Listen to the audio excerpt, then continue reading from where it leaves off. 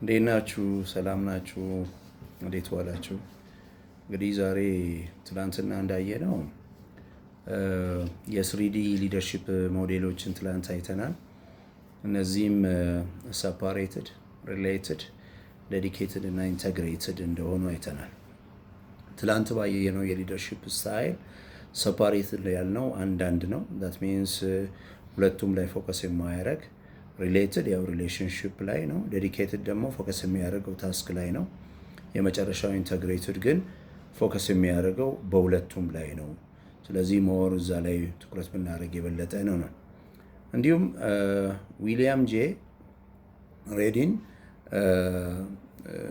ትላንትና ያየነው ሊደርሺፕ ስታይል ሞዴል ስሪዲ ሞዴልን በዛ ልክ ኤክስፕሌን አድርገናል። እሱ ራሱ ደግሞ ሊደርሺፕን በሁለት ቦታ ከፍሏል። አንደኛ ከፍተኛ ውጤት የሚያስገኝ የመሪነት ዘይቤዎች ሊደርሺፕ ስታይልስ እና ዝቅተኛ ወይ ደግሞ ብዙም ውጤትን የማያስገኙ የሊደርሺፕ ስታይሎች ብሎ ሁለት ቦታ ከፍሏቸዋል። ውጤታማ ወይም ከፍተኛ ውጤት የሚያስገኙ እና ዝቅተኛ ውጤት የሚያስገኙ የሊደርሺፕ ስታይል ብሎ ሁለት ቦታ ከፍሏቸዋል።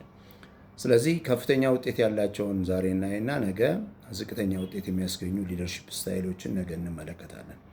የመጀመሪያው እንግዲህ ቢሮክራሲያዊ የሚባለው ቢሮክራቲክ ሊደርሺፕ ነው። ቢሮክራሲያዊ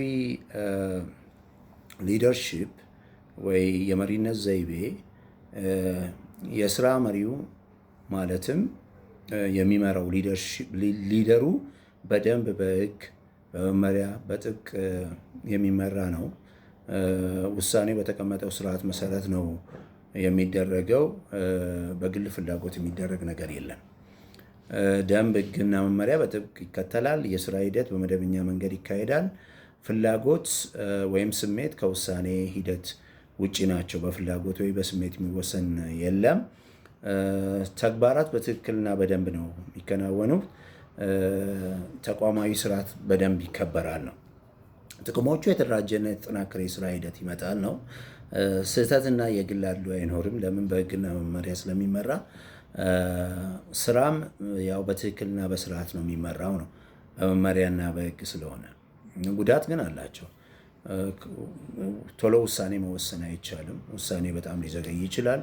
ፈጠራና ተለዋዋጭ ሪፎርሞች ብዙ አይደገፉም። ሰራተኞች ወይም ባለሙያዎች ስሜታቸውን ለመግለጽ ይቸገራሉ ነው። ሌላው ኤግዚኪዩቲቭ ሊደርሺፕ ስታይል ነው። ኤግዚኪዩቲቭ የሚባለው ሁለተኛው ነው።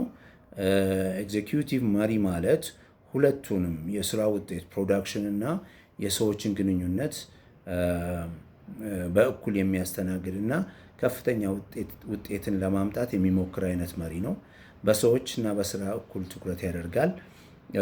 ግልጽ ዓላማና እቅድ ይዘው ይሰራሉ። ጥሩ የሆነ ግንኙነት ያበረታታል። ቱዌይ ኮሚኒኬሽን በጣም ሞስት ኢምፖርታንት ነው። እዚህ አይነት ኤግዚኪዩቲቭ ሊደርሺፕ ስታይል ላይ የቡድን ስራ ይደገፋል። ውጤታማነት ከፍ ያደርጋል። የስራ ውጤት እንዲገኝ አስፈላጊውን የሆነ የማበረታቻ ስርዓትም ያዘጋጃል ነው። ዋናው እንግዲህ ይሄ ነው። በሁለቱም ላይ ነው ፎከስ የሚያደርገው። ጥቅሞች አሉት። ይሄ እንግዲህ ከፍተኛ የስራ ውጤት ያመጣል። ሰራተኞች ደስተኛና ተነሳሽነት ይኖራቸዋል። ቡድኑ በጥራት ስራ ይሰራል ነው፣ ውጤታማ ይሆናል ነው። ለምን? ፎከሱ በሁለቱም ላይ ስለሆነ። ሶስተኛው አጎልባች የሚባለው ዴቨሎፐር የሚባለው ነው። ይሄ ሞስትሊ አጎልባች የስራ መሪ ሰራተኞችን በማሻሻል ችሎታቸውን በማዳበር በማበረታታት ላይ የሚያተኩር መሪ ነው። በሰዎች ላይ ከፍተኛ ትኩረት ይሰጣል። ባለሙያዎችን ያስተምራል፣ እንዲሁም ያሳድጋል። የቡድን አባላት እምነት ይገነባል። ክህሎት ማዳበርን ይደግፋል። ሰራተኞችን ያበረታታል። በስራ ላይ ፈጠራን ያበረታታል።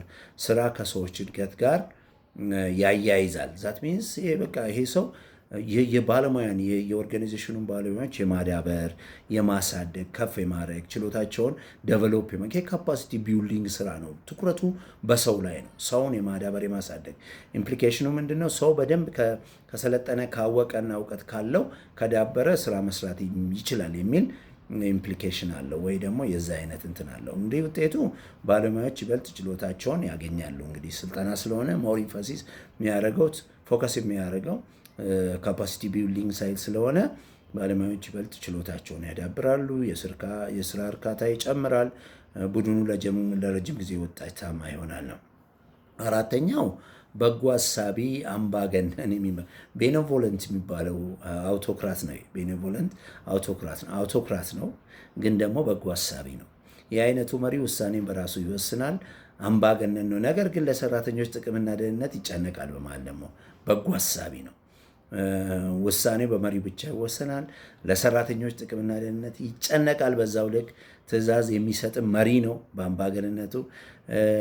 በዚህ አይነት አመራር እርስ በርስ መተማመን ሊኖር ይችላል። ነገር ግን ውሳኔ ላይ ማንም እንዲሳተፍ አይፈልግም። ዲሲሽን ሜኪንግ ላይ ራሱ ነው ዲሳይድ ማድረግ የሚፈልገው። እንግዲህ ጥቅሞች አሉ። ፈጣን ውሳኔ ይሰጣል፣ ስራ በቀጥታ ይካሄዳል። ሌላው ደግሞ ሰራተኛው ከመሪው ድጋፍ ያገኛሉ ነው። ጉዳቶችም አሉት በዛው ልክ። ሰራተኞች በውሳኔ ሂደት አይሳተፉም፣ ፈጠራና ነፃነትን ይቀንሳል። ሰዎች በመሪው ላይ ብቻ ሊደገፉ ይችላሉ። ስለዚህ እነዚህ እናያየናቸው። ነገ ደግሞ የምናየው ተከታዩን ክፍል ነው። ዳት ሚንስ እንዳልኳችሁ ዝቅተኛ ውጤት የሚያስቀኝ የመሪነት ዘይቤ ወይም ሊደርሺፕ ስታይልን ነገ እንመለከታለን። ስላዳመጣችሁን አመሰግናለሁ። መልካም የእረፍት ቀን፣ መልካም እሑድ እንዲሆንላችሁ እመኛለሁ።